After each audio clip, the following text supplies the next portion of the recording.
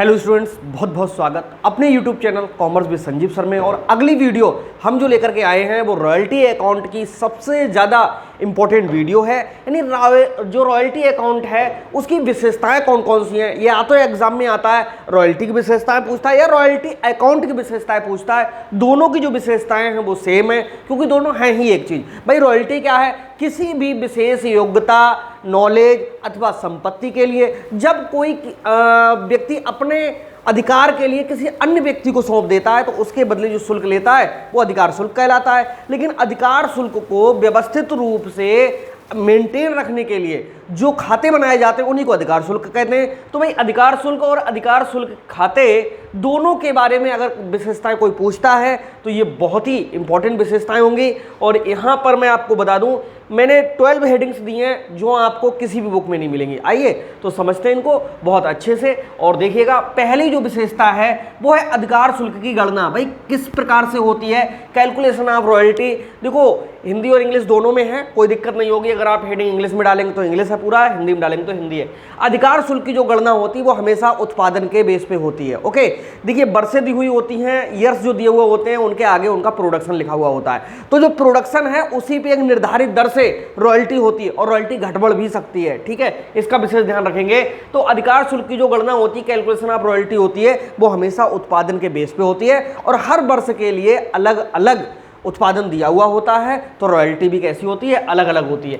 Next है अधिकार शुल्क की दर, रेट ऑफ रॉयल्टी। जो रेट ऑफ रॉयल्टी दी हुई होती है वो पहले से ही जो हमारा एग्रीमेंट होता है उसी समय क्लियर कर दिया जाता है कि जो रॉयल्टी की दर रहेगी वो क्या रहेगी। यानी अधिकार शुल्क का पेमेंट जो किया जाएगा वार्षिक रूप में वो किस दर से किया जाएगा ये पहले से ही होता है। यानी जो उत्पादन होगा या कोई खनन से निकाला जाएगा तो उस पर रॉयल्टी की दर कितनी होगी। दो विशेषताएं आप समझ चुके हैं। पहला, अधिकार शुल्क की गणना किसी विशेष तरीके से होती है यानी उत्पादन के आधार पे होती है। अधिकार शुल्क की जो दर होती है वो एग्रीमेंट में पहले से ही निश्चित हो जाती है। तीसरी चीज होती है न्यूनतम किराया का होना यानी मिनिमम रेंट। देखो ये रॉयल्टी अकाउंट में ही होता है हमेशा, या रॉयल्टी के साथ में होता है। ये क्या होता है न्यूनतम किराया? जैसे मान लीजिएगा कि हम थोड़ी देर के लिए मालिक बन जाते हैं खान के और आप लोग जो है खान को किराए पे लेने वाले बन जाते हो। तो आपको क्या है कि खान में से कुछ ना कुछ निकालना है, प्रोडक्शन करना है, उसी के बेस पे हमें पेमेंट करना है। लेकिन पता चला कि हमने खान तो आपको दे दी पट्टे पे, लेकिन आप उसमें उत्पादन ही नहीं कर रहे हो। आप तो बिल्कुल खान को पट्टे पे लेके एग्रीमेंट करा करके आप तो बिल्कुल निश्चिंत हो गए हो। तो ऐसी कंडीशन में भाई हमें तो हर वर्ष कुछ ना कुछ पेमेंट चाहिए। तो हम पहले ही कह देंगे कि आप चाहे उत्पादन करो या ना करो, हमें एक निश्चित अमाउंट 10,000, 20,000, 50,000 रुपए आपसे हर साल चाहिए। अगर उत्पादन करोगे तो जितना ज़्यादा करोगे उतना हमें ज़्यादा चाहिए, और बिल्कुल भी नहीं करोगे हमें तब भी 50,000 चाहिए। तो वो जो 50,000 की धनराशि या कोई और भी धनराशि हो सकती है फिक्स कर दी, वो हमारा कहलाता है कौन सा किराया? न्यूनतम किराया। अगर वीडियो में क्लियरिटी कम हो तो इसमें क्या है कि पिक्सल बड़ा लेना, ठीक है, और वीडियो क्लियरिटी आपके यहाँ से मैनेज हो जाएगी, उसको सेट कर लेना। बिल्कुल साफ लिखा हुआ है और साफ दिखना चाहिए आपको। नेक्स्ट है लवकारी राशि की वसूली। ये लवकारी राशि क्या होती है? जैसे थोड़ी देर पहले मैंने आपको बताया, देखो यहाँ हेडिंग में जो लिखता हूँ वो भी एक सिस्टम से लिखता हूँ, क्योंकि लिखने का अपना एक तरीका होता है किसके बाद में क्या समझ में आएगी। जैसे मैंने थोड़ी देर 1 मिनट पहले बताया कि न्यूनतम किराया मैंने कह दिया कि 50,000 से कम नहीं लूंगा, चाहे आप उत्पादन करो ना करो।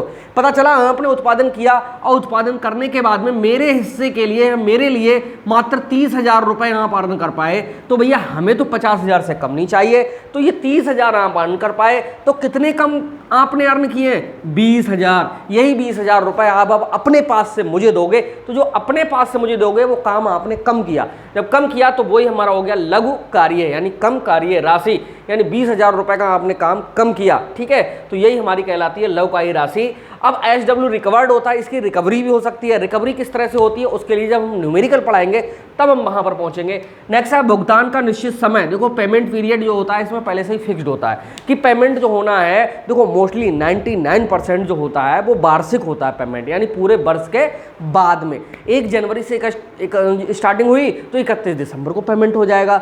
1 अप्रैल से स्टार्टिंग हुई तो अगले वर्ष की 31 मार्च को हो जाएगा, यानी 12 मंथ के पीरियड में। लेकिन मैं आपको बता दूं जब हम न्यूमेरिकल्स पढ़ेंगे तो इसमें छमाही भुगतान भी हो सकता है और तिमाही भी भुगतान हो सकता है, ऐसे भी हमको न्यूमेरिकल्स मिलेंगे।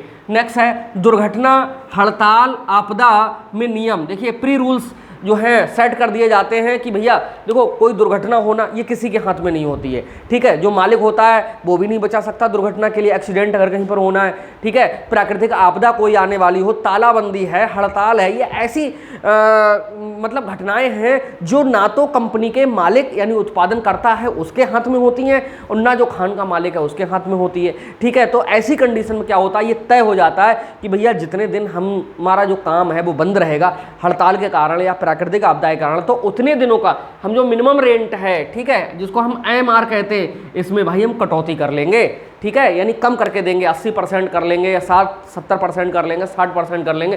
तो वो चीज़ कहलाती है हड़ताल आपदा में नियम। कौन से लागू होंगे ये पहले से ही डिसाइड होता है और आपको जो न्यूमेरिकल सॉल्व करना होगा, देखो थ्योरी अगर अच्छे से पढ़ ली, इससे पहले के अगर आपने सारे वीडियोस देख लिए होंगे तो 100% न्यूमेरिकल तो टफ लगेगा ही नहीं, तो वो नियम पहले से ही क्या हो जाते हैं, सेट हो जाते हैं। संपत्ति या विशेष ज्ञान का प्रतिफल, यानी ये जो हमारे लिए रॉयल्टी मिलती है ये क्या है, एक प्रकार से रिजल्ट है उसी चीज़ का जो कोई यूज़ कर रहा है, उसके बदले में जो क्या आउटपुट कर रहा है निकाल करके, ठीक। तो उस आउटपुट के बदले ही हमारे लिए क्या मिल रहा है, ये जो पेमेंट है रॉयल्टी का वही मिल रहा है। तो ये क्या होता है, एक प्रकार का उसके प्रयोग के बदले में एक प्रकार का हमारा कंसिडरेशन है, प्रतिफल है।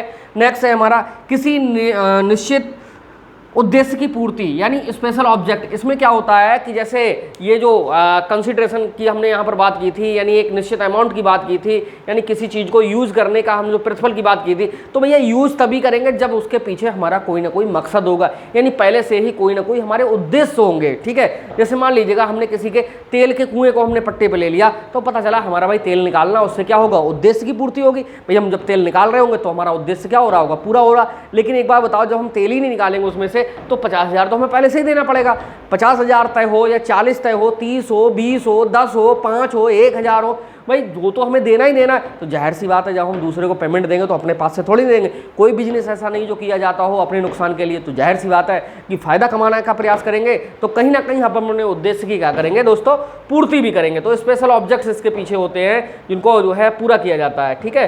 नेक्स्ट है पट्टादाता था पट्टादार व्यक्ति। देखो ये दो लोग होते हैं इसमें, जिसमें लैंडलॉर्ड और लेजी कहलाता है। देखिए लैंडलॉर्ड कौन होता है, जिसने खान को पट्टे पर दूसरे व्यक्ति को दिया है, यानी जो मालिक है ऐसे करके समझ लो। और जो किराएदार है वो हमारा कौन कहलाता है, लेजी कहलाता है। यहाँ पर क्या है, स्वामित्व का हस्तांतरण ना होना, नो ओनरशिप ट्रांसफर। देखो यहाँ पर क्या होता है कि सिर्फ और सिर्फ अधिकार ट्रांसफर किए जाते हैं, लेकिन कभी भी स्वामित्व ट्रांसफर नहीं किया जाता। स्वामित्व का मतलब होता है मालिकाना हक, यानी मालिकपन का जो गुण है वो कभी ट्रांसफर नहीं किया जाता है। ट्रांसफर सिर्फ क्या होता है, अधिकार। जैसे खान को या किसी भी संपत्ति के लिए जब हम रॉयल्टी पे दे देते हैं तो वहाँ से क्या होता है कि जितना भी प्रोडक्शन हो रहा उसको सिर्फ करने का अधिकार होता है, लेकिन उसके वास्तविक मालिक या खरीदने या बेचने का अधिकार सिर्फ और सिर्फ जो होता है ऑनर को ही होता है। जैसे मान लीजिएगा आपने 10 बीघे जो ज़मीन है वो ईंट बनाने के लिए किसी भट्टे वाले के लिए दे दी, जो ब्रिक बनाते हैं वो लोग जो है इस तरह की अधिकांश एग्रीमेंट करते हैं, लेकिन पता चला वहाँ की जो मिट्टी है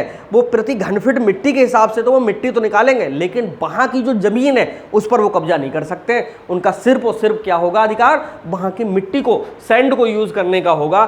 नेक्स्ट है आपसी ठहराव। देखिए इसमें क्या होता है, पर्सनल एग्रीमेंट होता है। जब इसके हम न्यूमेरिकल पढ़ाएंगे तो हम जब पढ़ेंगे तो उसमें वो खुद ही दिखाएगा कि लवकारी राशि को 3 वर्षों में आगामी इतने दिनों में वसूल करने का अधिकार होगा, न्यूनतम किराया कितना होगा, अधिकार शुल्क किस रेट से लगेगा और कितने वर्षों के लिए खान पट्टे के लिए। तो ये सारा जो एग्रीमेंट होता है वो कैसा होता है, लिखित होता है। So guys further we can say that here is a personal agreement for the landlord and lessee, और इनके लिए उसी एग्रीमेंट के बेस पे आगे काम करना होता है। नेक्स्ट है नजराना, पेशगी, भुगतान, प्रीमियम, प्रब्याज। ये कई नामों से जाना जाता है, ठीक है। कुछ जगह पर ये पगड़ी के नाम से भी जाना जाता है। ये होता क्या मैं आपको बता दूं, पढ़ोगे तो जल्दी याद नहीं होगा, लेकिन ये आपको शॉर्ट क्वेश्चन में भी बहुत जल्दी मिलता है, नजराना या पेशगी। देखो आपने देखा होगा कि जैसे कुछ चौराहे ऐसे होते हैं जहाँ पर बहुत सारा ट्रैफिक गुजरता है, बहुत सारे लोग गुजरते हैं, तो वहाँ की जो शॉप्स होती हैं या वहाँ की जो प्रॉपर्टी होती है तो वो बहुत ज़्यादा वैल्यूएबल होती है। ठीक उसी प्रकार से कुछ ऐसी खाने होती हैं, रॉयल्टी के लिए जहाँ पर जो लोग लेते हैं, तो क्या होता है कि उसके जो मालिक हैं उनके पास बहुत सारे लोग आ जाते हैं। वो कहते हैं हमें दे दो, हमें दे दो भाई, हमें दे दो किराए पे ये,